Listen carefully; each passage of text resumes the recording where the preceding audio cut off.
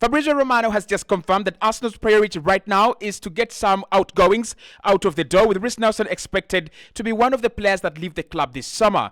Fabrizio also says that Arsenal are patiently working on their incomings and the plan is already set. There is nothing to panic about. Patience is going to be very, very key. Welcome back to the Cossy Arsenal podcast. My name is Cossy. This is the Arsenal transfer roundup, where we talk about the biggest stories in the day. We're going to be diving into some of the stories that have made rounds today. Reiss Nelson, a club, has approached Arsenal, but also Arsenal in talks with Sevilla to take Albert Sambi-Lokonga on loan. What is going on with Nico Williams, and what's happening with Conor Gallagher? Is Arsenal really interested in Conor Gallagher? And would you, by the way, take Conor Gallagher at Arsenal? Let me know in the comment box below. It's a weird one, but it's one that I really, really like.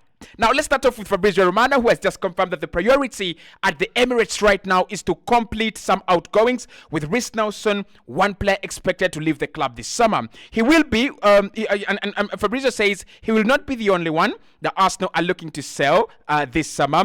Of course, some of the other stars as well are going to be leaving, and they're keeping their options open in terms of incomings, but nothing is imminent yet. Patience is going to be needed, but I can guarantee that Arsenal are internally full of ideas. They have very, very clear ideas of what they want to do ahead of the 2024-2025, as produced by Fabrizio Romano via the Court Offside podcast. Now, let's talk about outgoings. Outgoings are going to be a very key part of this summer transfer window for Arsenal, for Chelsea, for Newcastle, for Man United, and for all your clubs. This is what's going on. PSR have put in an extra shift, and I would say the governing bodies, UEFA, Premier League, FA, they are putting an extra shift in terms of trying to make sure that clubs do not overspend more than what they are earning. And of course, this comes from the fact that Manchester City are giving the Premier League a bit of problems, but also the likes of Newcastle, and all this big money is coming into football right now. You don't want clubs to just get money from Saudi Arabia, Qatar, and wherever they're getting their money, pump it into the Premier League and make it uncompetitive.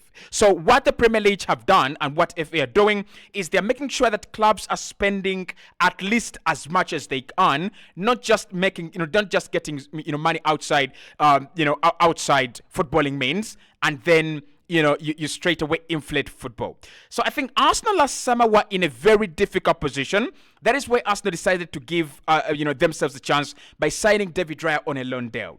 Now, this summer, it is different. If you want to sign players, and you are Arsenal, and you have a bit of a problem with financial fair play rules, you've got to sell some players. And that's why this article really makes a lot of sense from Fabrizio, that Arsenal already know what they want to do, but outgoings right now are very, very key. I've already said on this channel that I don't think Arsenal don't know what they want. I don't think Arsenal are really mad or crazy, and they are confused and discombobulated of the plan that they want to achieve in 2024-2025 in terms of signings. It is just that you have to let go of some players. Ramsdale has got to go. Reiss Nelson has got to go. Maybe Eddie Nketiah. Maybe Emil Smith-Rowe. Maybe Fabio Vieira. Maybe someone has got to leave this Arsenal team in order for us to create some money on the positive end for us to spend. Now, this doesn't mean that your club doesn't have money. This doesn't mean that Newcastle don't have money. This doesn't mean that Arsenal don't have money. What this means is that Arsenal have spent 200 million and they previously made 200 million. So at the moment, Arsenal do not have enough money to spend of what they made as compared to the whole amount of money Arsenal have. Obviously, the Cronkies can give us money. Arsenal could find ways to raise money through the Cronkies, because the Cronkies are worth billions. But that is what PSR and FFP are against. You're not just going to pump in money. So I think we might need to be a little bit more patient this summer.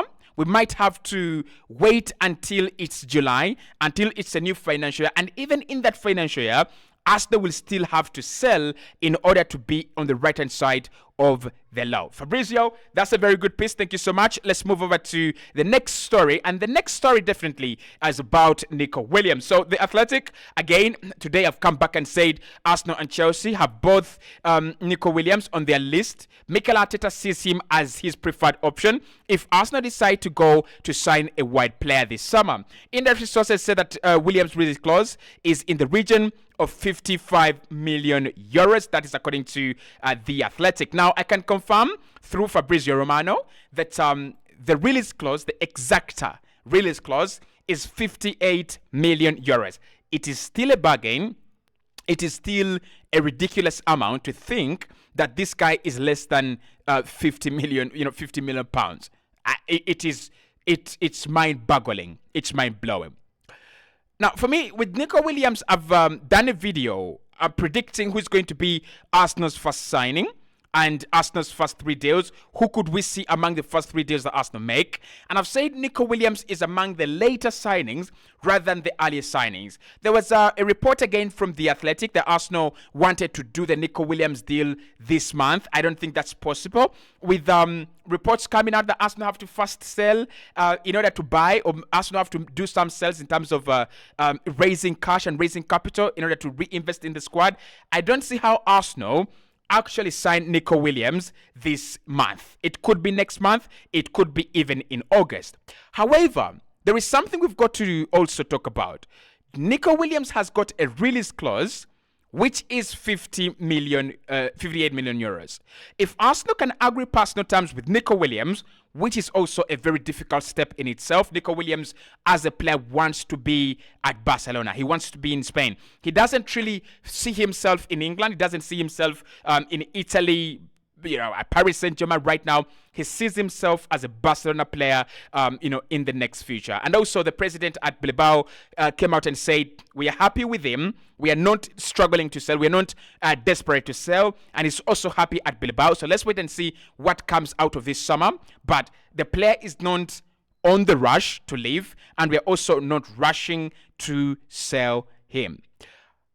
I think this is an easy deal that is being made difficult by 2 conditions. The Euroz, obviously, he is concentrating on his performances for Spain. He's having a wonderful tournament. Please, Arsenal, as a Spanish fan, do not dare disrupt my boy. Don't dare.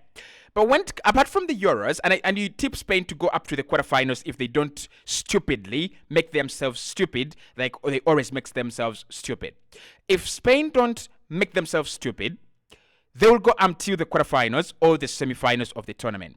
And that is later in July. That means that we could see Spain getting knocked out of the of this competition, of the Euros, by maybe 30th July, right? Because 30th July, not 30th July, around 20th, maybe 18th, around there. So because they are going to advance well in the Euros, this still has got to wait. Because it's about agreeing personal terms with the player before you approach Atletico Bilbao to trigger his release clause. That is number 1. Secondly, the other thing that makes it difficult is Barcelona. Barcelona are the player's preferred option. And it's interesting to see whether it's one of those deals where the player is willing to wait on Barca like Rafinha did, or he's going to consider his options. Most of these players, when they want to play for Barcelona, they want to play for Barcelona. It's as simple as that. And now that he's forming that very good partnership with Lamine Yamal on on opposite flanks, I can see him really more attracted to Barcelona right now. Lamine Yamal on the other side, Nico Williams on this side. Barcelona could be cooking, and Arsenal might face a problem there. But if we can beat off competition from Barcelona and Chelsea, if we can wait patiently until after the Euros, this is a deal Arsenal can do, and this is an easy deal to do. Now, Arsenal also looking at Pedro Neto. For me, Williams is 100% a much better deal than Pedro Neto. We talked about Pedro Neto today with Glenn on his podcast, and I said it. Don't even dare sign him for 5 million. Don't even dare bring him on a free transfer, Pedro Neto, because Pedro Neto is problems. The way you look at Gabriel Jesus these days, the way you look at players like Tomiyasu these days, you can't rely on them. You cannot give them the benefit of the doubt that they're gonna be there for you 15 games, 20 games. You already have the likes of Kieran Tierney is now injured. You tip him to leave maybe next summer. You have the likes of Alexander Zinchenko, injury prone. We don't know by the time he comes out of the Euros and preseason if he's still going to be okay to play. So for me, Pedro Neto is a big no. Nico Williams is the perfect guy Arsenal should be going to sign this summer. But let me know in the comment box below. Again, that story coming in from The Athletic, the Arsenal very big admirers together with Chelsea, and Arsenal will try to go and sign this guy if, at all, they decide to go and sign a winger. Conor Gallagher is another player that has been linked with Arsenal, with Team Talk saying that Arsenal have reportedly asked about the situation of Chelsea star Conor Gallagher at the moment. Conor Gallagher obviously is for sale. Gallagher is for sale. Chelsea are looking for a fee between 40 million and 70 million pounds. I'm saying 70 million pounds because I'm not really sure what to make of this story. For me, Gallagher, and again, I was talking to Glenn. You people, lovers of this channel, you know who Glenn is. I was talking to Glenn and I said, should Arsenal consider Gallagher? As we are considering Onana, as we are considering, Yusuf Fofana, should we consider Gallagher? Energy. That's one of the things I love about him. And what I saw in games in the UEFA Champions League, what Arsenal lacked in their midfield, that the likes of Man City have, that the likes of Madrid have, like the likes of Bayern have, energy. So if we add the energy of Conor Gallagher in the midfield, could it work? That's number one. Secondly, can he be further improved into a much better high-profile player? That is the first question we've got to ask ourselves. Now, for me, when I look at him like a Scott McTominay. However, listen to me. However, this is a player that absolutely smashed it on loan at Crystal Palace, where he had the freedom to play in the number 8 and also in the number 10. Now, the Crystal Palace Gallagher is not what Arsenal are looking for right now. He's never going to play ahead of Emile Smith-Rowe and Odegaard in that creative role. So no need for us to wax lyrical about Conor Gallagher at Crystal Palace. The role Conor Gallagher would play at Arsenal is the hunter. The way you see Robert Andrich playing for Bayer Leverkusen, that is the best example I can bring out at the moment. But of course, if you want me to give you another example, let me scratch my head. I don't know. Robert Andrich for Germany and Bayer Leverkusen, that's the best example I could give you right now. So for me, Gallagher is not a straight no. It's not a straight no because in my little mind, I've thought about Conor Gallagher. And I'm like, Conor Gallagher, that guy runs a lot. That guy works a lot. He reminds me of Fred at Manchester United when they played, Fred, Bruno Fernandes in that midfield, together with, I think, was it Scott McTominay, at some point in time. I think Gallagher have one thing. They are very good when it comes to chasing a man down. They're very good when it comes to chasing the ball down.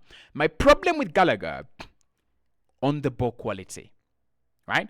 On the ball quality, that is my problem with Gallagher. And that's why I think Arsenal, when we evaluate, I would still go with Yusuf Fofana. When we evaluate, I would still go with Amadou Onana. When we evaluate, I would still go with Martin Zubimendi.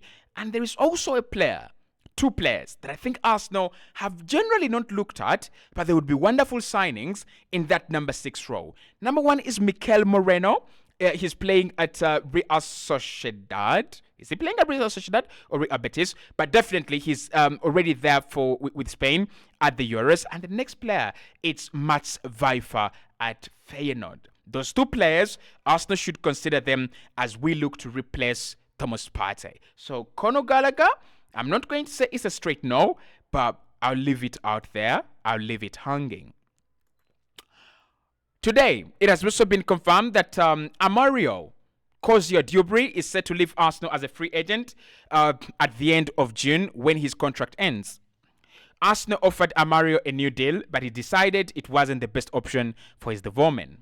He's now assessing options around Europe with several proposals already on the table. Ladies and gentlemen, this is where we talk about the departures now. Amario Cossy is the regimen, the template of Bukayo Saka. I am not saying we keep him because he's like Bukayo Saka. I'm saying Arsenal need to get more money out of these young bastards a little bit earlier. Young players. Like, please, could we do the Chelsea model? How are Chelsea selling Maatsen for 30 plus million, 40 plus million? They're selling Maatsen to Aston Villa. Youngster. A guy that has played very few games for them or even never. Arsenal need to do better with youngsters. Albert Sambilokonga talks are ongoing with Sevilla on loan. On loan? Why? Why on loan? And lastly, Reece Nelson. Two clubs have come in for him. West Ham and Nottingham Forest have made contact with Arsenal, but also Brighton are very, very much interested, and we might see a bid from Brighton as well. This is the Arsenal transfer roundup, where we run into some of the biggest stories that are making rounds around the club.